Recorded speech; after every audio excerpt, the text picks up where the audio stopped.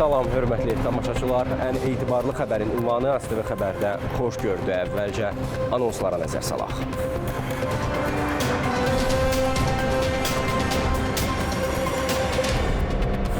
Prezident İlham Şuşada Radio Televiziyasına müsahibə verdi. Xankəndiyə yol çəkilişinə başlanıldı. Doğma şəhərimizə, Xankəndiyə aparan yoldayıq. Ermənistan ordusundan təxribata cəhd. Laçın üzərində uçuşlar həyata keçirmək istədilər. Donald Trumpa qarşı yeni ağır ittihamlar, eks-prezident yalan bəyanatlar verib. Azərbaycan Respublikasının prezidenti İlham iyulun 22-sində Şuşada Euronews Televiziyasına müsahibə verib. Müsahibə avqustun 1-də Euronewsda yayımlanıb. İndi həmin müsahibənin geniş variantını təqdim edirik. Mr. President Aliyev, thank you very much for having us here. This region has been the stage of some of the most violent episodes in the South Caucasus' recent history. And the tensions haven't really gone away completely since the 2020 peace deal. To what do you attribute this constant hostility? Difficult to say. I thought that after the Second Karabakh War, situation will be different. And we were ready for peace. And actually waiting for a while for international players to give us some new suggestions. We understood that it's a kind of a vacuum. Nobody knows what to do. And the situation when we had the declaration signed on the 10th November 2020 was not actually providing sustainable peace. It was not a peace treaty. It was a declaration, actually de facto that was a capitulation act by Armenia. Therefore, we started to put forward some initiatives in order to find a final solution to our conflict with Armenia.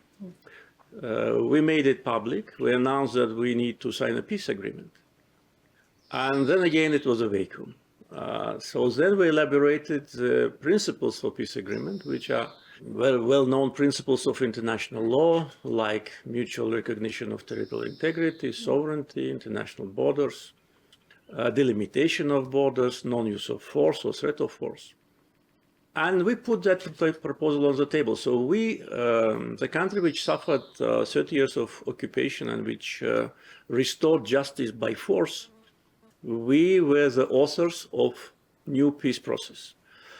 I would not say it is going very smoothly. We're still optimistic because we are now engaged in very active negotiations on the level of foreign ministers of both countries. And I was going to ask you about that. I'm sorry to interrupt, but you've just returned from Brussels, from another round of peace talks. These peace talks have been filling many people with hope of lasting peace between Armenia and Azerbaijan. Are we right to be hopeful? What came out of this latest round?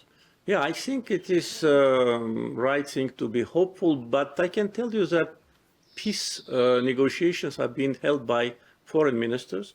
Our meetings in Brussels, organized by President of European Council, these meetings actually allow us to touch upon very sensitive issues. For example?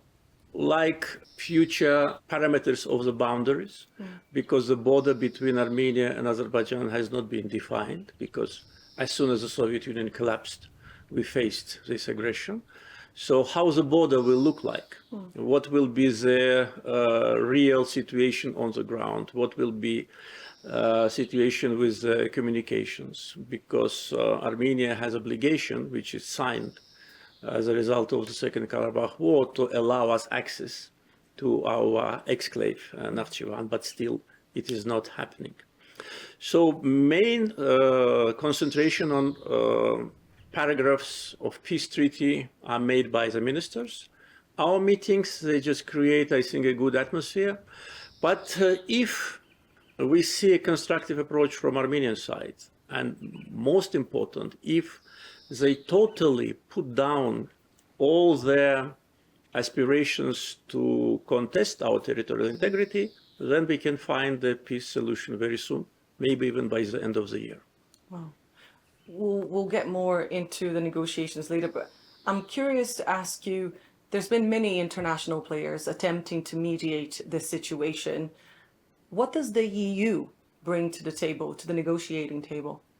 Actually, EU was not part of the mediation process during the times of occupation when we had negotiations since 1992. It was an initiative of President of European Council, Charles Michel, who invited us, and we supported that because we think that taking into account the level of cooperation between Azerbaijan and EU and Armenia and EU, I think it's natural for EU to be active, especially when after the Second Karabakh War, Minsk group was no longer functional.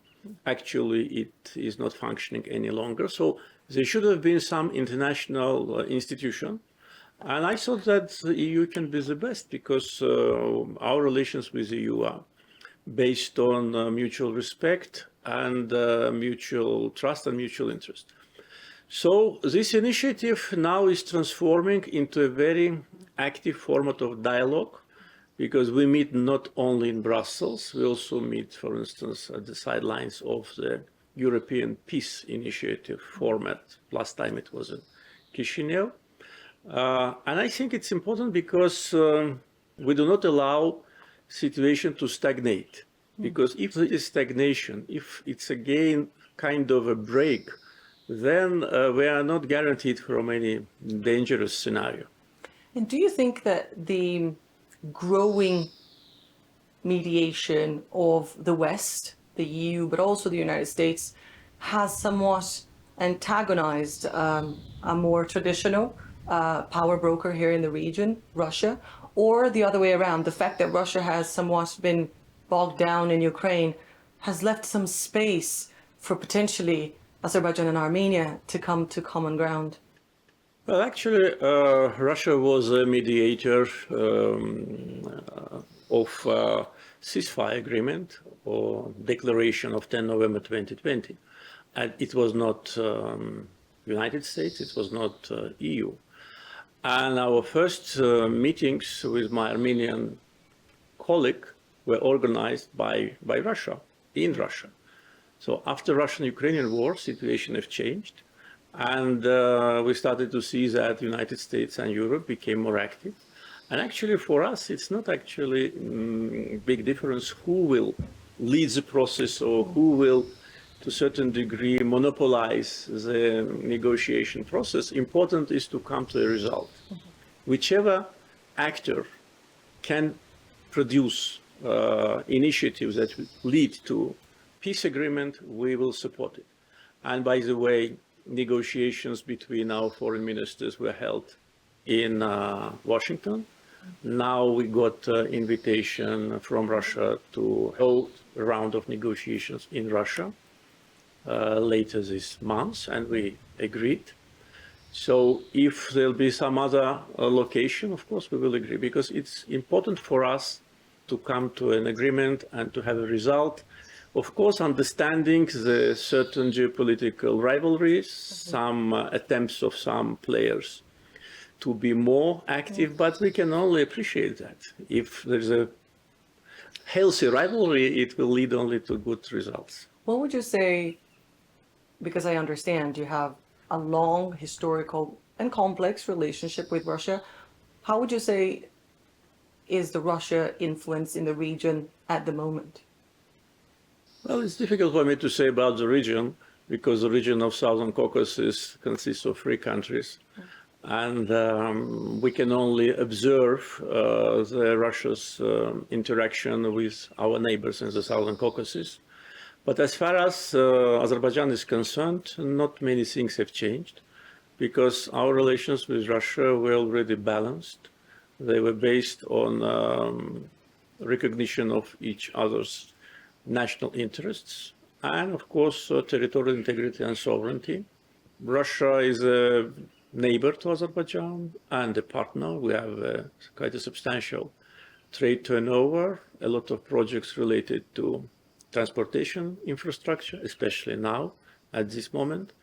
projects related to energy development and cultural, of course, segment is very You have important. been striking more deals, especially with regards to the energy sector, No. with the West now, no? Yeah, with the West, yeah, but that was a long time ago when we launched the initiative to build an integrated pipeline system from Baku to Italy. It started to be implemented in stages, and the final stage was implemented something more than 2 years ago. So it's already for something more than 2 years, Azerbaijan became an important gas supplier to Europe. And of course, situation with sanctions on Russia created a new dimension because our energy resources now are needed more than before. But whatever we do it based on the plans and contracts which have been signed many years ago. It is true that now we have more countries who are applying for additional gas from Azerbaijan, and we're ready to do it, and we already started. More countries started to get our gas already last year, and this year it will continue. But again, it's from point of view of our relations with Russia, not many things have changed since Russian-Ukrainian war started. It hasn't changed. Can we talk about the situation here on the ground? Because the International Court of Justice, the European Court of Human Rights, the US, the EU have all demanded guarantees with regards to the freedom of movement in the Lachin corridor nearby, citing the danger of effectively, potentially holding a population under siege if that corridor is blocked. What do you know of what's happening in Lachin in the corridor right now? Well, actually for more than 2 years since the Second Karabakh War ended, the so-called Lachin corridor functioned as it functioned during the times of occupation with one difference. It was under control of the Russian peacekeepers, which was part of the trilateral declaration. And there was no disruption, and there was no steps from our side to interfere.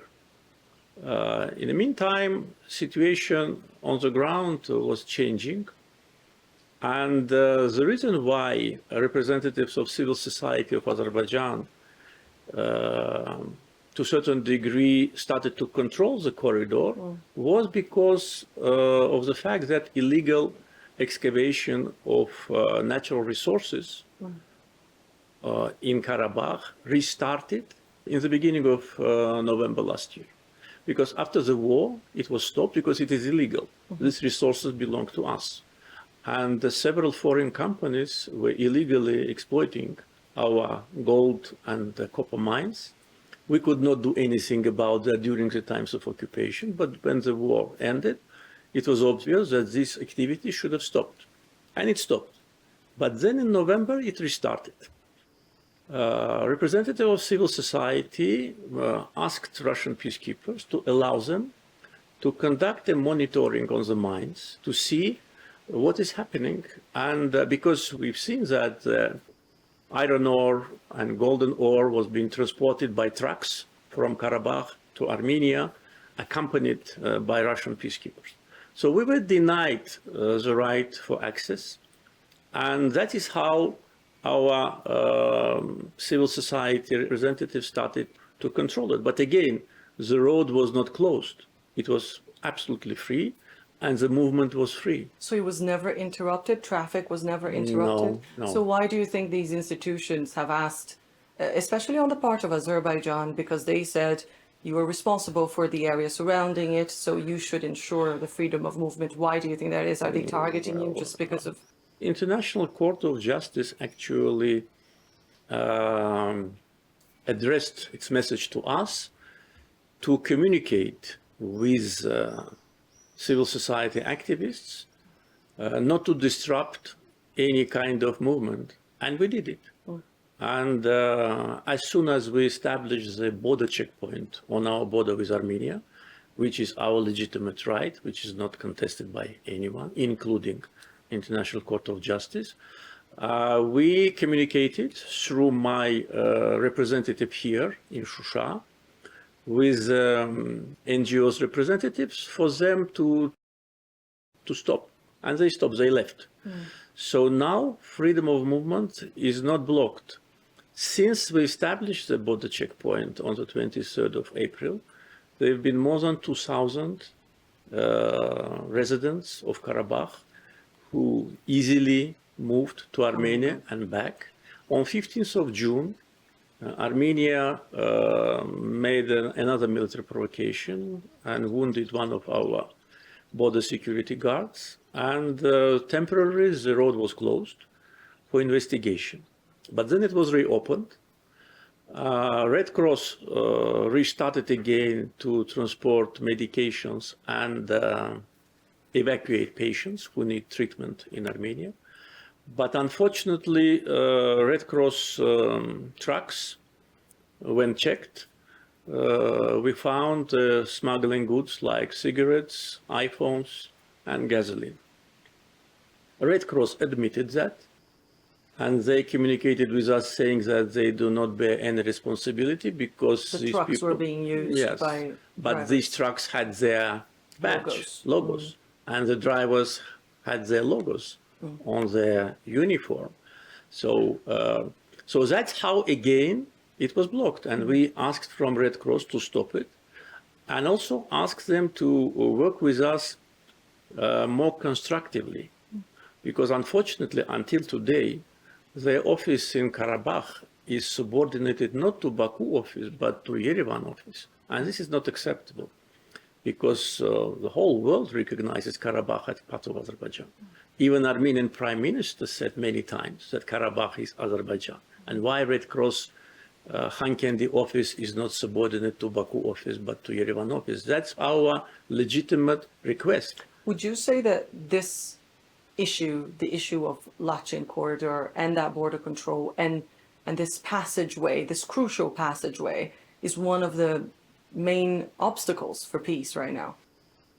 Well, I don't think so, because situation on the road Lachin-Khankendi changed on the ground on 23rd of April when we established the border checkpoint. Until that time, we had 2.5 years of time to come to peace agreement. The only stumbling block was that Armenia didn't want to recognize Karabakh as part of Azerbaijan officially. Yes, they did it by statements, by oral statements, which is also a position, but they need to sign under the document. So I don't think that these two issues are interrelated, because I hope that peace negotiations with Armenia will end with successful scenario, and hopefully in the coming months. I believe you've already answered the question I'm going to ask you now, but I'm going to ask you anyway because you're here and I won't get a chance of asking many times. Some 5,000 people lost their lives in 2020 in both sides. I was here, I came to Nagorno-Karabakh, and I met many mothers of fallen Armenian soldiers. I've also witnessed the pain and the devastation on the other side, on your side, through the work of my colleagues here in Azerbaijan. But I remember speaking to one mother in particular who told me she blamed politicians for the war and for the death of her son, saying that politicians should deal with things in a diplomatic way and not fall into the trap of a war. What would you say your mission is? Is it to win a war or to bring lasting peace? Well, to win a war was a mission of my life, of my political life, which ended successfully. So we won the war despite many factors. Political, despite factors of long-lasting infrastructure projects on the occupied territories, which made it very difficult for our military servicemen to break several defense lines. They had in some parts 5, in some parts 7 defense lines full of mines. Mm-hmm. And also, you've noticed coming from Fizuli that the road climbs up. Mm. So that's how our military servicemen came here. Mm-hmm. The road which we came, the Victory Road, as I called it, later did not exist. It was a road how our military servicemen were moving towards Shusha. They were climbing these rocky mountains. So despite these factors, despite strong political support from many countries which have big Armenian diaspora, we did what was right to do. We restored justice and we restored our territorial integrity. We fought on our land. We didn't fight on Armenian land. And we won. So that was a mission number one, which is over. And now we talk about peace. And for a country which suffered 30 years of occupation, because the territory which was under occupation is totally ruined. Shusha was not totally ruined because there were illegal settlements in Shusha. They wanted to resettle Armenians from Middle East, and there have been a couple of thousand Armenians living here. That's why not all the cities have been destroyed. But Fizuli, totally leveled to ground. Agdam, the same. Almost 1 million Azerbaijanis were deprived from their homes. So despite all that pain, we did not take revenge. I said we will take revenge on the battlefield, but as soon as Armenia gave us dates when they will withdraw from all the territories, which I demanded from the first day of the war, we stopped. And then we started to talk about peace. So now peace is on our agenda. If Armenia wants peace, we will reach it, because we do not have any territorial claims to Armenia, and we don't want them to have any territorial claims to Azerbaijan.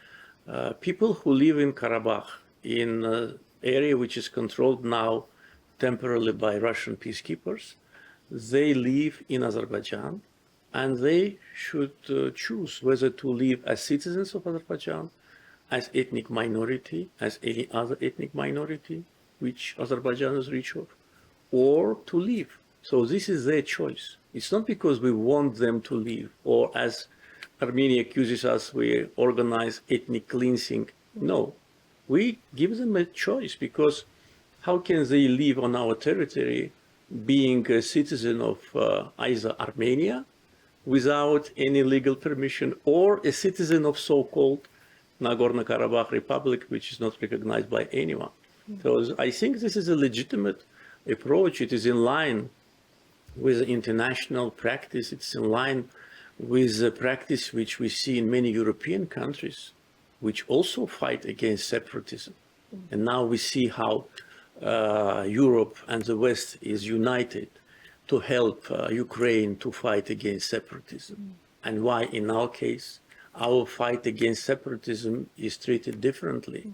Why Georgia's approach to separatist regions is fully understood by Western communities and politicians, and our legitimate, the same origin desire to put an end to separatism is under question.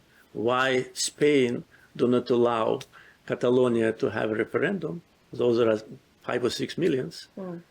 And they don't have their own state, unlike Armenians, which have their state next door. And why should we tolerate separatism? And we will not. You have already issued messages as well of reassurance towards the population that stayed, saying that they will be allowed to stay if they want to, yes, and protected and, yes, and allowed to live here.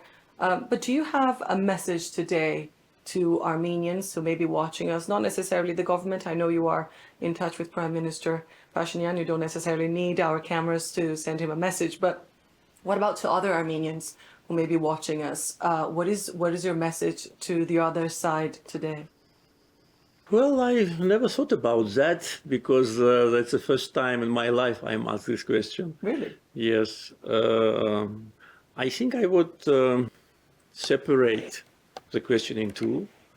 First, if they listen to what I say, message to Armenians in Armenia, that we want to have peace with their state.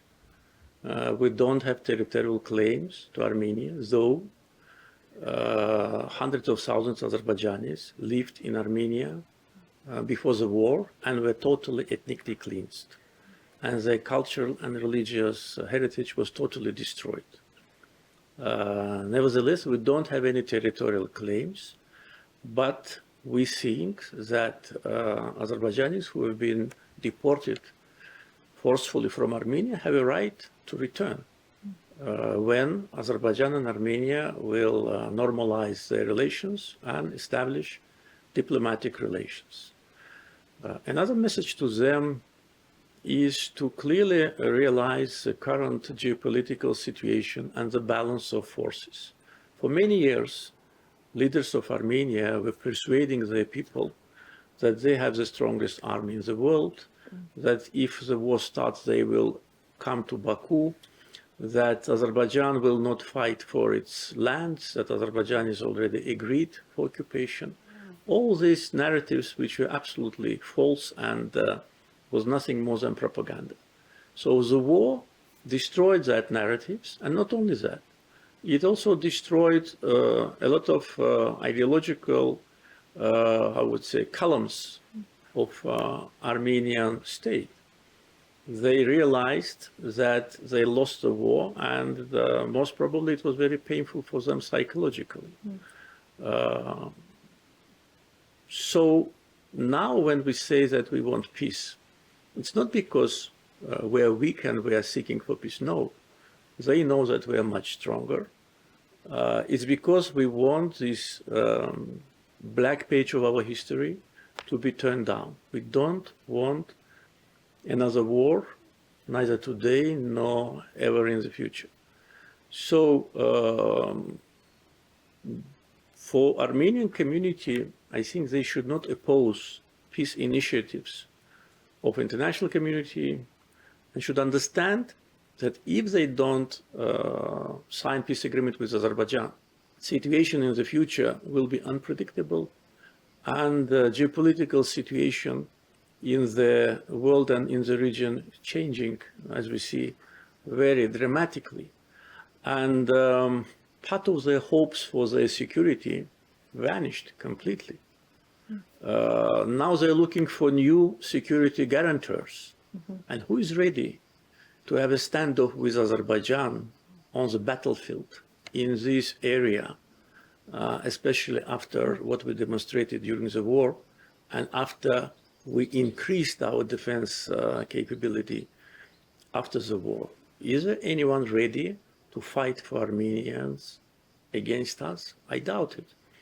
So, and also another message, which I already conveyed to Armenian government, in this particular situation, for them the choice is not the best and the very best. For them the choice is among very bad and acceptable.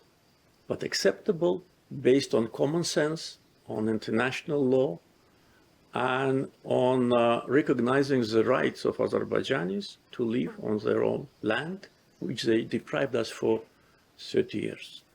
And for Armenians in Karabakh, I'd like to remind them that we started contacts with them spontaneously. Actually, it was mainly people-to-people contacts when we started to build a new Lachin road, which passed through several villages where Armenian population lived. And I was informed that the contacts have been established between our road construction workers and Armenian community, and immediately they have became almost friends. If in the first months of the construction, Russian peacekeepers were providing security for both sides, so then they just left. And there was no Russian peacekeepers, and they were easily communicating. So it demonstrates that ordinary people, in their majority, they don't have this hatred in their hearts. And for Armenians in Karabakh, they should not follow their so-called leaders. These leaders were lying to them all the time, current and previous. Before the war, during the war, that they are winning. Even when we took control of Shusha, they were telling that Shusha is under their control. They know it very well. They should not become a hostage of today's clique, which captured power in Karabakh and whose main objective is to provide their own interest. Here in Shusha, there are 3 villas built during the times of occupation. And if you are interested, maybe they can show it to you. And these villas were built for the leaders of Karabakh Armenia. They built it for themselves. The city was totally in ruins. What you see now, it's a beginning of our reconstruction process, including this Karabakh hotel, including the mayor's office, including hotels and everything. They built 3 villas in the best part of the city for themselves. Those people who today lead this so-called unrecognized republic. So Karabakh Armenians should understand that being part of Azerbaijan society with security guarantees, we understand it, with their rights, including educational, cultural, religious, municipal rights, they will live normal life, and they will also stop to be a hostage of manipulation. And also they should understand that situation in which they are now today will not change in their favor if they continue to ignore us, if they continue to behave like we do not exist, or they live in so-called country which has president, ministers, parliamentarians.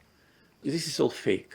We offer them normal life, and I think if they listen to me, they should understand, and they know that I mean what I say.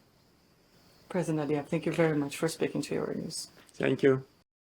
Müsahibədən sonra Prezident İlham Əliyev Euronewsun müxbirinə işğal dövründə Şuşada ermənilər tərəfindən güllə-baran edilmiş Azərbaycanın tanınmış şəxsiyyətləri Natəvan, Bülbül və Üzeyir Hacıbəylinin heykəlləri barədə məlumat verdi.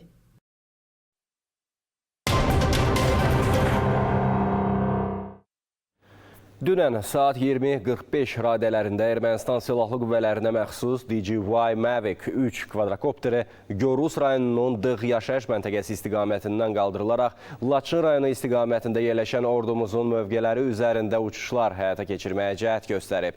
Bölmələrimiz aşkar edilən kvadrokopteri xüsusi texnika vasitələrlə endirilərək ələ keçirib. Məlumatı Müdafiə Nazirliyi yayıb. Yollar bizi Xankəndiyə aparır. Doğma yurda gedən yollar isə yenidən qurulur, bərpa edilir. Elə Ağdam-Xankəndi yolunda gedən bərpa işlərindən bəhs edəcəyik. Doğma şəhərimizə, Xankəndiyə aparan yoldayıq.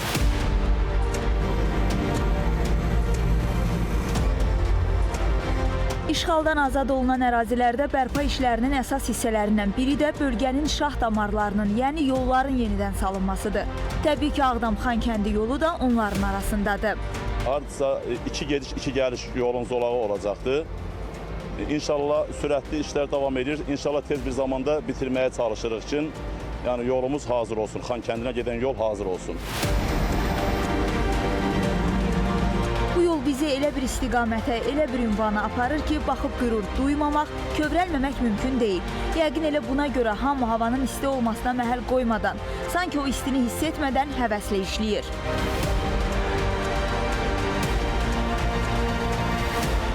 Rəsmi Bakı buranı Qarabağa humanitar yüklərin daşınması üçün ən əlverişli yol hesab edir və bununla bağlı qarşı tərəfə lazımi təkliflər irəli sürülüb. Yolun sözü gedən məqsədlər üçün istifadəsinə heç bir maneə yoxdur. Ağdam-Xankəndi yolu Bərdə-Ağdam yolunun davamı hesab edilir. Hazırda burada asfalt örtüyü çəkilir. Görülən işlərin sürətindən onu anlayırıq ki, ən yaxın zamanda Xankəndiyə gedən yol tam hazır olacaq. Yenidən qurma, bərpa, qayıdış Qarabağın hər zərrəsini addım-addım əhatə edəcək, özü də ən yaxın zamanda. Fidan Şakir qızı, Nicat Qasımov, AZTV XƏBƏR.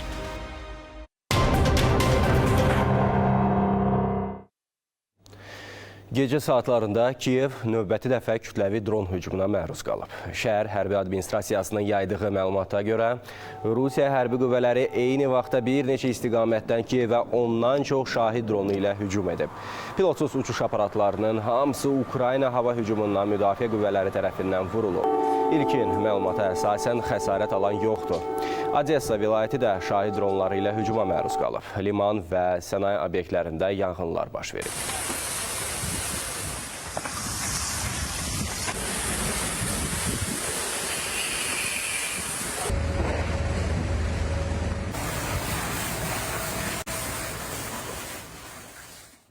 Amerika Birləşmiş Ştatlarının sabiq prezidenti Donald Trumpa qarşı yeni ittihamlar irəli sürülüb. Eks-prezident 2021-ci ildə Kapitoliya hücumla bağlı 4 maddə üzrə ittiham olunur. İttiham aktına əsasən Donald Trump adı açıqlanmayan 6 nəfərlə birlikdə prezident seçkilərinin nəticələrinin Konqres tərəfindən təsdiqlənməsinə mane olmağa çalışaraq yalan bəyanatlar verib. Xüsusi prokuror Jack Smith'in sözlərinə görə məhz Trump'ın yalanı Kapitoliya hücuma rəvacı verib. Xatırladaq ki, 2021-ci il yanvarın 6-sında Donald Trump'ın minlərlə tərəfdarı Joe Biden'ın prezident seçkilərində qələbəsinin təsdiqlənməsinə mane olmaq üçün Kapitoliya hücum etmişdi. İxtişaşlar zamanı 5 nəfər həlak olmuş, 140 polis əməkdaşı yaralanmışdı. Yaponiyada Xanun qasırğası dağıntı və tələfata səbəb olub. Son məlumatlara görə Okinawa prefekturasında bir nəfər həlak olub, 11 sakin xəsarət alıb. Bəzi yerlərdə sürəti saatda 200 km çatan külək ağacları aşırıb. Elektrik xətlərini sıradan çıxarıb. 200 mindən çox evin elektrik təchizatı kəsilib.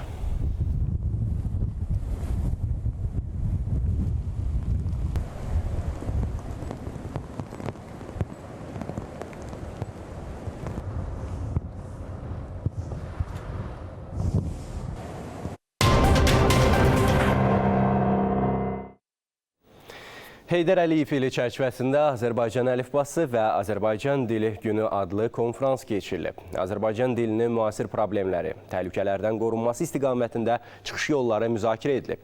Daha ətraflı əməkdaşımız Rövşən Məmmədovun Şuşadan hazırladığı materialda. Qeyd edim ki, Latın qraf etmişik və bu dövrdə bir millətin varlığı, kimliyi və onun ən böyük sərvəti onun dilidir.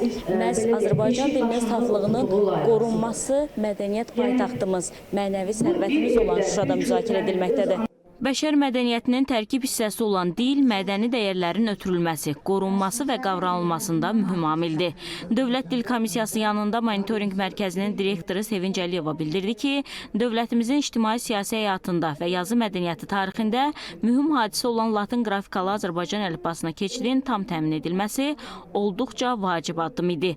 Bu məsələdə eləcə də ana dilinin milli dövlətçiliyimizin əsas atributu kimi özünü təsdiq etməsi və qorunmasında, eləcə də dil siyasətinin formalaşdırılmasında Ulu Öndər Heydər Əliyevin müstəsna xidmətləri var. Onun üçün Azərbaycan dili millətin milliliyini saxlayan onun dilidir. Bütün tədbir iştirakçıları Azərbaycan dili ilə bağlı tövsiyə və təkliflərinin çıxışlarda da vurğuladılar ki, Azərbaycan dili ilə bağlı problemləri, bugün Azərbaycan dilinin tətbiqi üçün lazım olan vəsaitlərin hazırlanması, məktəblərdə xüsusilə buna diqqət yetirilməsi kimi məsələləri səsləndirdilər.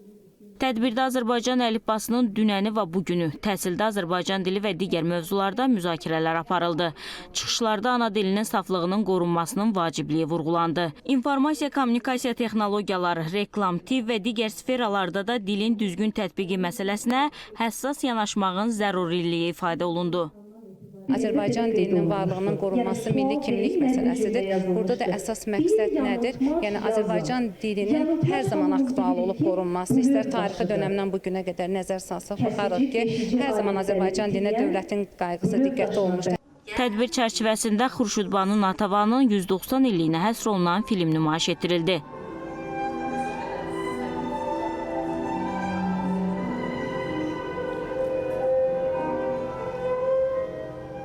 Röya Qarabağlı, Çingiz Qəniyev, AZTV XƏBƏR. Qəbələ yenə musiqi sevərlərin diqqət mərkəzindədir. Bugün 13-cü Qəbələ Beynəlxalq Musiqi Festivalının yekun konsert proqramı keçiriləcək. İndi biz əməkdaşımız Vüsalə Məmmədzadəyə bağlanırıq. Salam Vüsalə, təfərrüatları sizdən eşidək.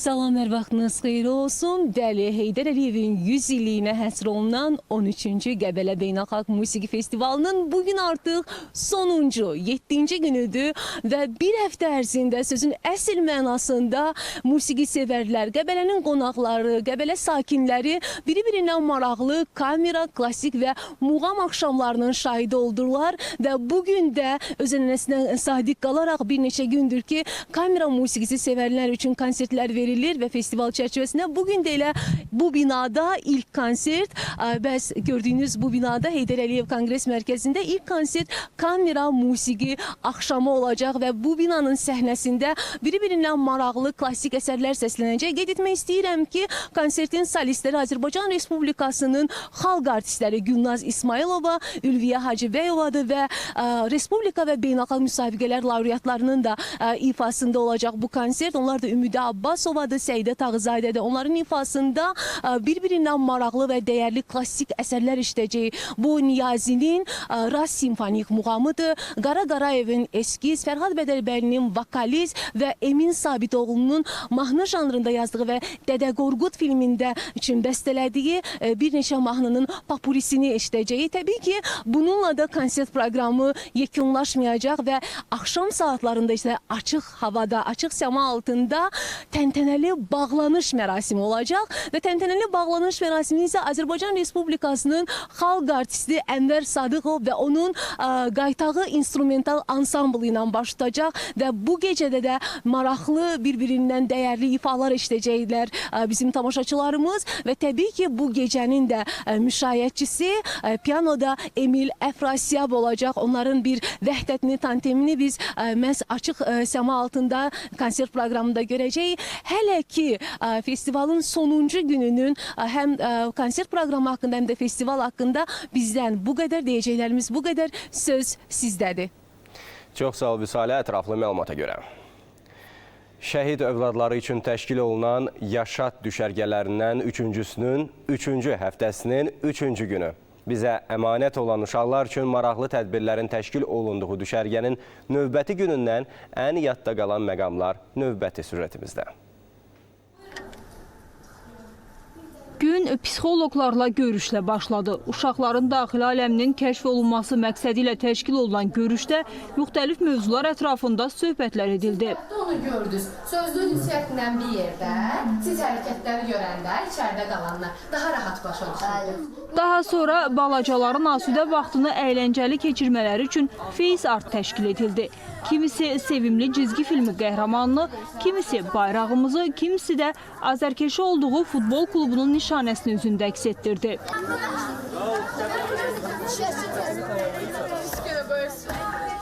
Biz 3 gündür ki, düşərgədəyik və biz düşərgədə çox maraqlı oyunlar keçiririk. Həm öyrənirik, həm oynayırıq. Biz düşərgənin ilk günü rəsədxanaya getdik. Orada biliklər əldə elədik və çox yaxşı keçir hələ ki. Ümid edirəm ki, yaxşı günlərimiz hələ qabaqdadır. Mən Real Madrid azərkeşiyəm. Mən buramda gördüyünüz kimi Real Madrid logosu və üç rəngli bayrağımızı çəkdirmişəm. Günün daha bir maraqlı tədbiri isə milli rəqslərlə bağlı oldu. Peşəkar müəllimlər uşaqlara Azərbaycan rəqslərinin hərəkət texnikası üzrə təlimlər keçdilər.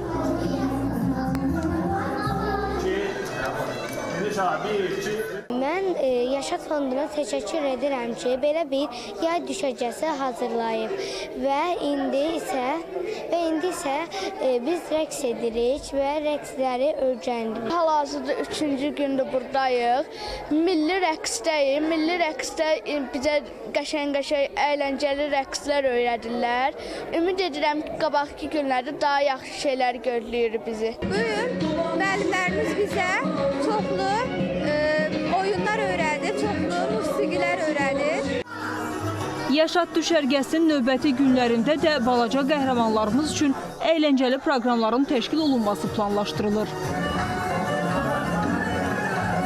Seymur Novruzov, Allahverdi Məmmədov, Sədaqət Süleyman, AZTV XƏBƏR. Hörmətli tamaşaçılar, mənim çatdıracaqlarım bunlar idi. Sağ olun, salamat qalın.